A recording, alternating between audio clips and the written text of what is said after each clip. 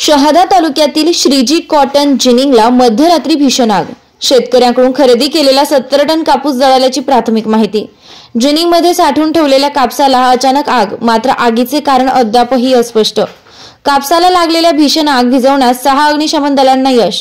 नंदुरबार, शहादा, दोंडाईचा आणि मध्य प्रदेशमधील पानसमल आणि खेतिया येथील अग्निशमन दल वेळीच दाखल झाल्याने आग विझवण्यात यश।